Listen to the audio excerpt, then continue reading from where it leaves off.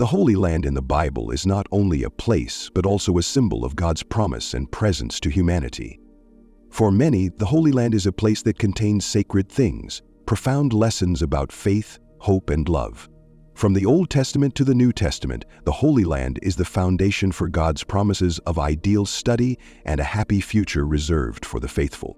When we explore the Holy Land in the Bible, we not only find a land with ancient stories, but also recognize timeless lessons, things God wants to teach us today. These are lessons about presenting when overcoming difficulties, forgiveness for those who have made mistakes, and hope for a peaceful world. Through the Holy Land, God invites each person to seek the truth, recognize their role in the plan of exile, and live in trust in Him. So are you ready to discover the truth about the Holy Land and valuable lessons from God? Number 1. The eternal promise, the mystery of the promised land and Abraham's seed. The long-standing conflict between Israel and Palestine is more than just a political or territorial issue. It is a profound story, rooted in God's promises to Abraham and his descendants. Those promises, written deep in the Bible, have not only shaped the history of the land of Canaan, but have also become central to the world's major religious beliefs. God told Abraham, "Go out from your country, your relatives, and your father's house, to the land I will show you.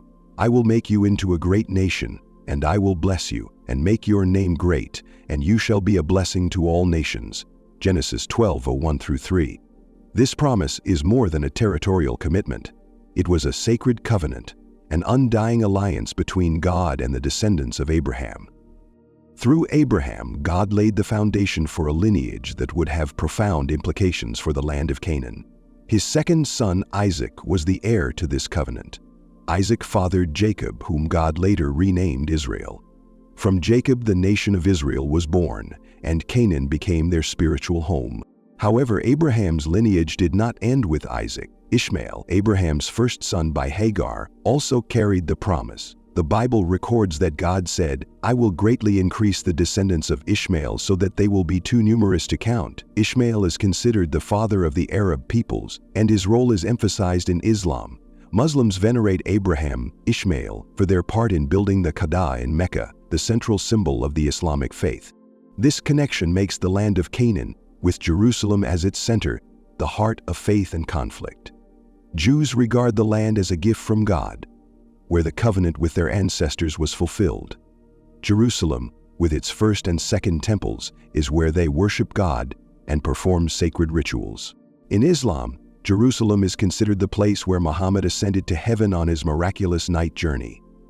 Al-Aqsa and the Dome of the Rock are sacred sites that attract millions of Muslims each year. For Christians, the land of Israel is where Jesus was born, preached, suffered, and resurrected. Every hill, stream, and field bears his mark, serving as a source of inspiration and faith for millions of believers worldwide. But this land is not only associated with religion, it is also a witness to history.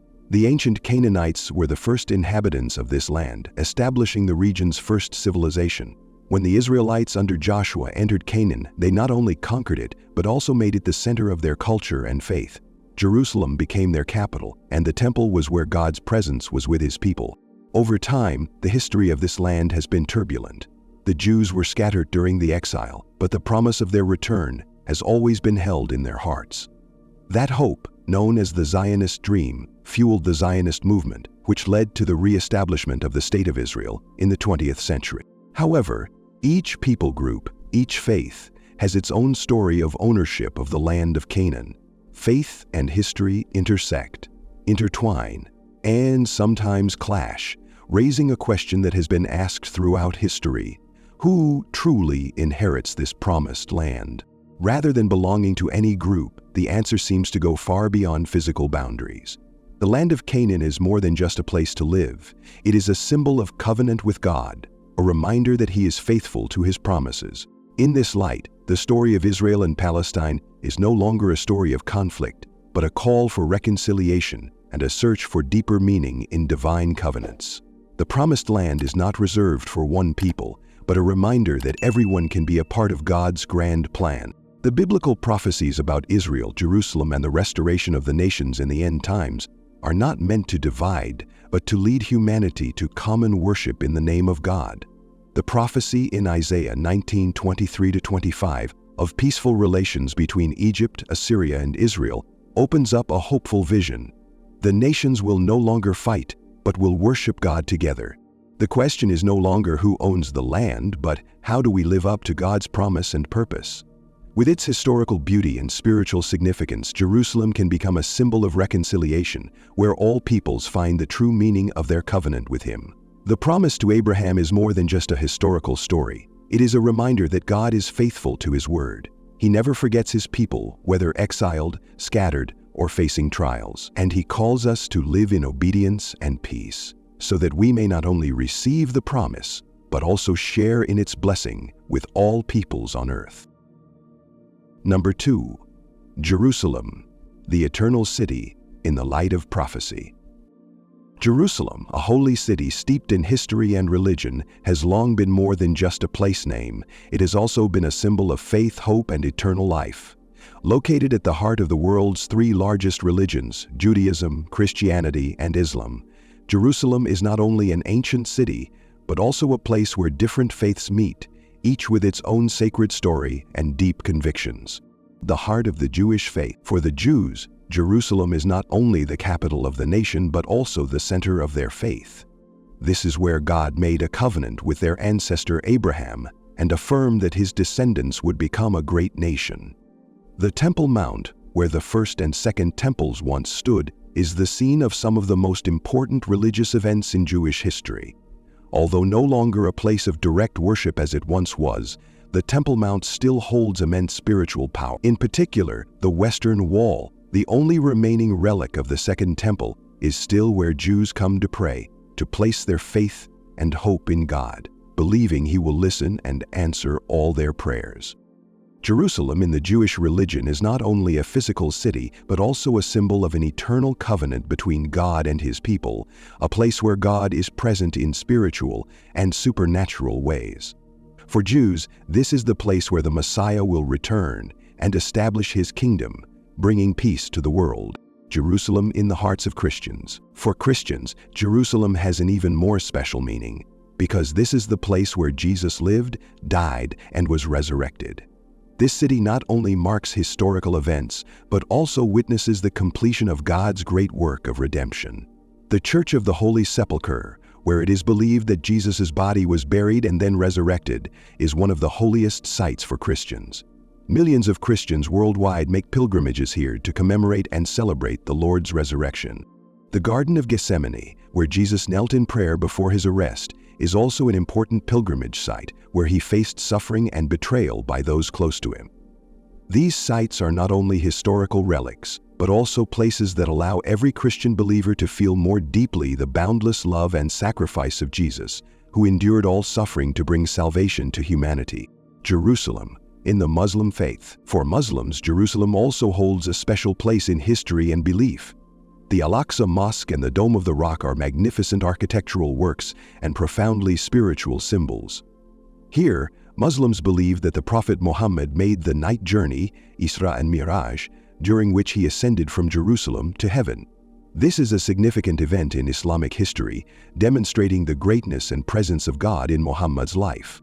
For Muslims, Jerusalem is the place toward which all believers turn during their daily prayers, even though the city is not the capital of Islam like Mecca or Medina. The sacredness of Jerusalem in Islam represents part of the strong bond between the major religions, and is a reminder that God is present and at work in all times and in all peoples. Division and conflict. Although Jerusalem holds excellent spiritual value for the 3 major religions, the city has been the site of endless conflict and dispute. After the 1967 Six-Day War, when Israel occupied East Jerusalem and later annexed it, the city became a flashpoint in the long-running conflict between Israel and Palestine. Israel claims Jerusalem as its eternal and indivisible capital, while the Palestinians claim East Jerusalem as the capital of their future state. This is not just a territorial issue, but also a clash of religious beliefs, cultures, and political power. Peace negotiations between Israel and Palestine have never been able to reach a consensus on the status of Jerusalem, as each side regards the city as a symbol of its power and honor.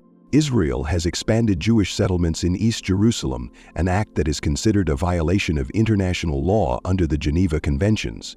These conflicts have made Jerusalem not only a city of faith, but also a political battleground where opposing forces compete for power and influence. Jerusalem, the center of prophecy and hope. Despite being surrounded by conflict and discord, Jerusalem has always been a center of hope and prophecy. In the Bible, Jerusalem is often mentioned as the center of significant events, especially the return of Jesus at the world's end. The prophets in the Old and New Testaments predicted that Jerusalem would one day become the place where the final battle between good and evil, between the nations and God, would occur. For Christians, Jerusalem will be the place where Jesus returns, completing the work of redemption and bringing peace to the world. These prophecies are a hope for the future and a warning to humanity about God's presence in every significant event. People of all religions consider Jerusalem a sign of rebirth, peace, and justice. The future of Jerusalem, hope or warning? The future of Jerusalem remains a big question, not only for Israelis and Palestinians, but for the entire world. Some have proposed internationalizing Jerusalem, turning it into a shared holy city so that no one country can have complete control. Others hope for a control-sharing agreement between Israel and Palestine, although this remains a considerable challenge.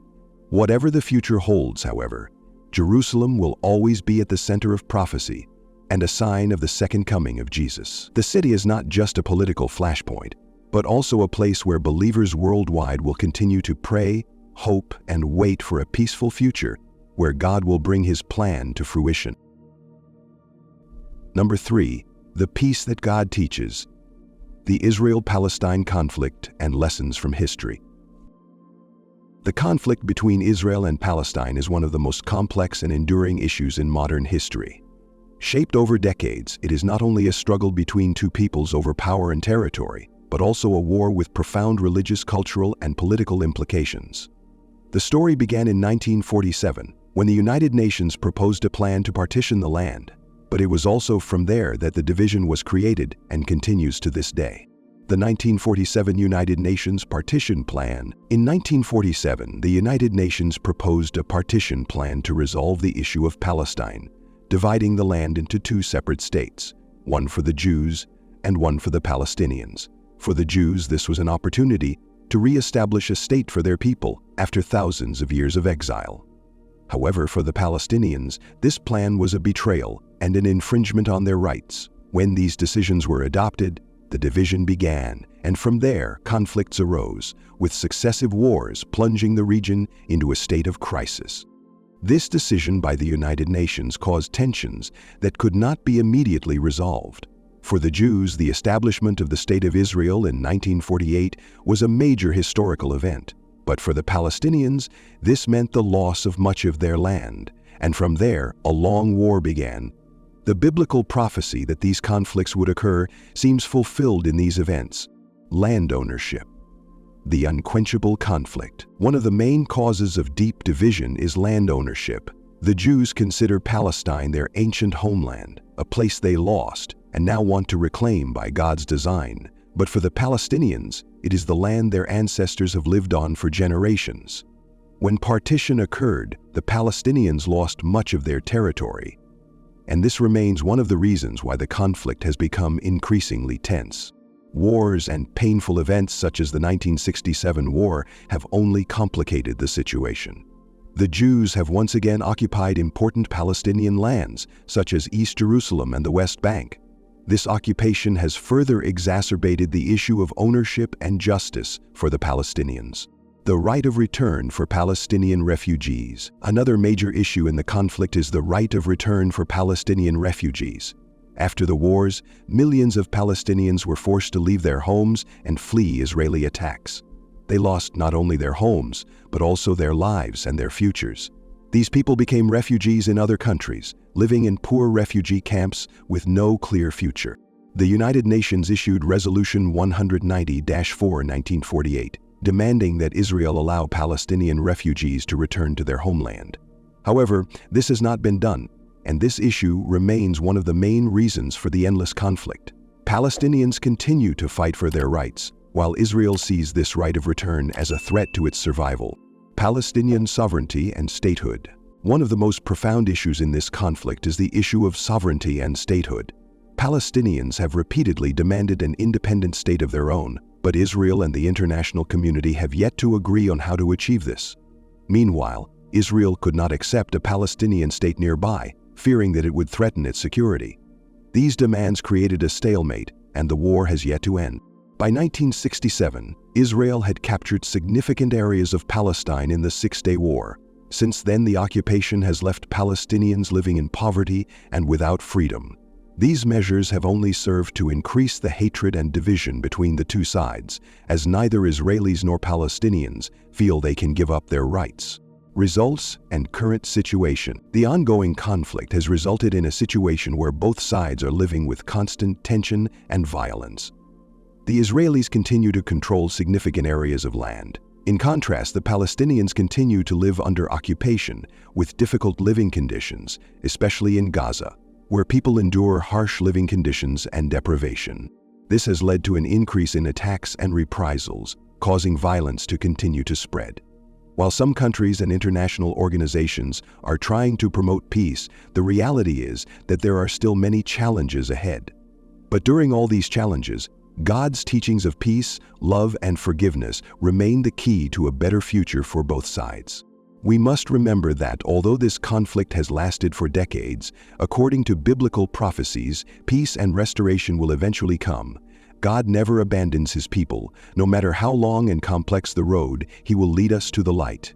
When all hope seems lost, God can still do miracles. Forgiveness and reconciliation are the paths we must take to end suffering and begin a world of peace where God's love shines everywhere. The Israeli-Palestinian conflict is a reminder of the importance of reconciliation and love in all relationships. God teaches us that no matter how difficult it may be, we must learn to love and forgive, so that one day true peace may come. Number 4. Jerusalem, the divine foundation of the end time.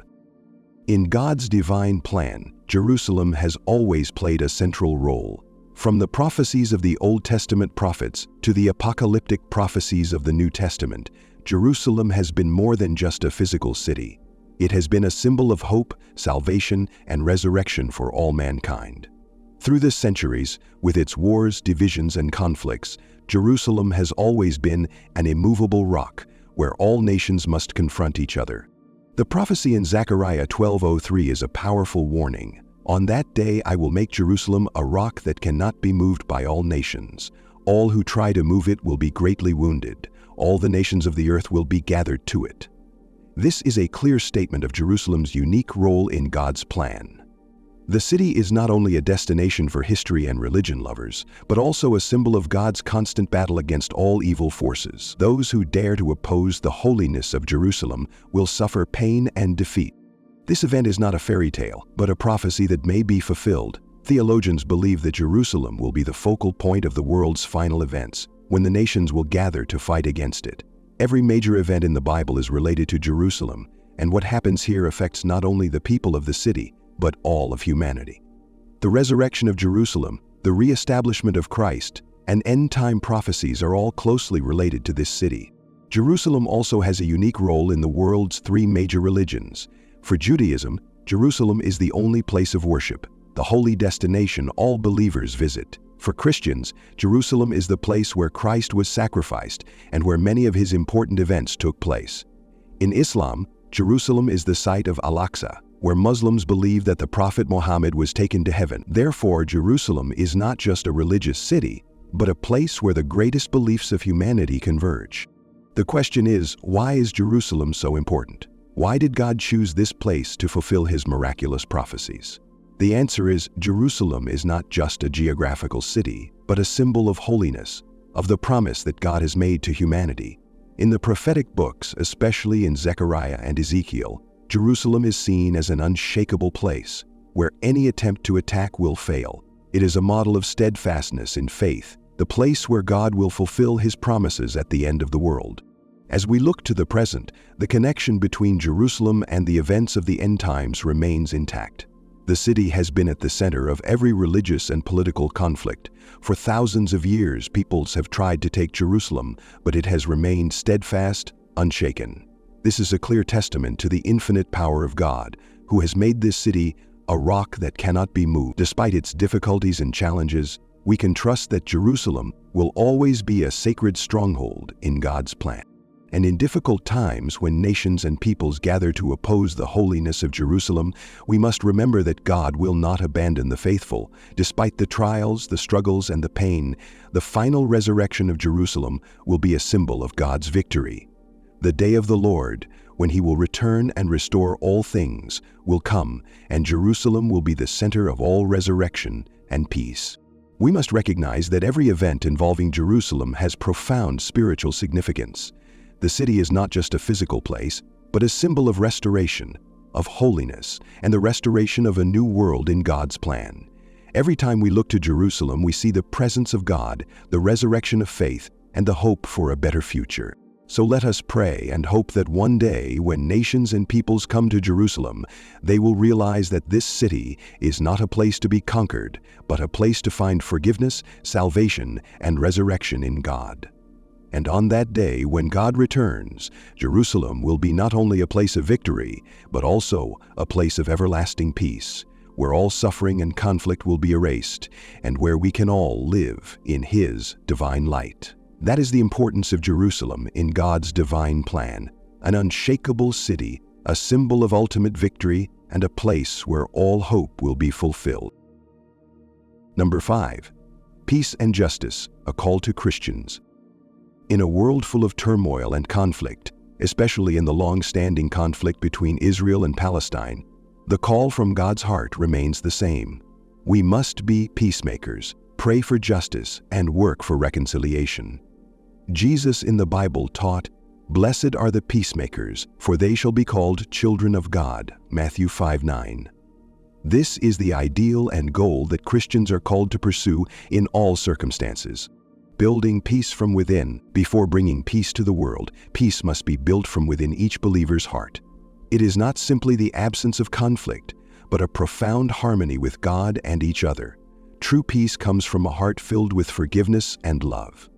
Jesus did not teach us how to love our loved ones, but also teach us to love our enemies. This requires sacrifice and openness of heart, a deep commitment to the values of unconditional love and forgiveness. The peace that Jesus calls for is not something easily achieved. It begins with ourselves as we seek harmony with God through prayer, living the gospel's values, and mutual respect in our relationships. It is a concrete act of changing ourselves and how we treat those around us. Praying for justice. Justice is an integral part of God's plan for humanity. When faced with injustice and oppression, we cannot stand idly by. Jesus taught us to pray for the oppressed and those who are suffering, and to pray for our leaders to make just decisions. Justice is not just for one group, but for protecting all weak and vulnerable. Christians are called not only to pray for justice, but also to work to ensure that justice is truly present in our communities, in our societies, and the decisions of our nations. True justice is not just about resolving conflicts, but about upholding truth, fairness, and charity, even in our most challenging circumstances. Reconciliation and peace. Jesus left us a powerful message of reconciliation. He taught not only about peace, but also about reconciliation between peoples, groups, and nations. We must work to promote dialogue, listen to different perspectives, and build bridges between divided hearts. Peace cannot be achieved without mutual understanding. Reconciliation cannot occur without tolerance and forgiveness. The peace that Jesus calls for is a peace based on unconditional love, a love that is not limited by hatred or division. We are called to love even our enemies, not because they deserve it, but because that is how Jesus loved us. This requires a deep commitment and a courageous step in action, making faith visible in social life. As Christians, we cannot live our faith in the context of our personal religion. We are called to participate in building a just society where justice and peace are practiced in all areas of life. This requires action, not just prayer. Christians can participate in peace initiatives, supporting those hurt by war, poverty, or violence. These actions are not only a reflection of love, but also a demonstration of our faith in life. Prayer is not enough if we do not take action to change the circumstances of those suffering. Praying for global peace. Ultimately, God's call is not just for us as individuals, but for the whole world. We are called to pray for global peace, especially in areas of conflict, such as Israel and Palestine. Peace is not just the result of political agreements, but also the result of a change in the hearts of people, a change in the way we relate to one another. Therefore, we must pray that hardened hearts may be softened, that broken relationships may be healed, and that all who are struggling may find rest in God's love and understanding. As we conclude our exploration of the Holy Land in the Bible, we see more clearly that this land is not just geography, but also carries within it profound stories and lessons about faith, love, and human will under God's guidance. From the story of Abraham to the prophecies about Jerusalem and Israel, the Holy Land embodies the sacred covenant between God and humanity. This is the land where God chose to demonstrate His love, patience, and eternal promise. What makes the Holy Land unique is that every inch of it and monument contains valuable lessons God wants to convey. These are lessons of loyalty, sacrifice, and hope for the future. When we understand and apply these lessons, we get closer to the truth and find the motivation to live a more meaningful life, loving and forgiving as God taught. If you want to understand more and receive the essential lessons from the Holy Land, join me on this journey. Each week, we will discover more stories, teachings, and prophecies hidden deep within the pages of the Bible. Don't miss a thing. Subscribe and follow along as we explore together the truths that will not only change our lives, but also enrich our souls.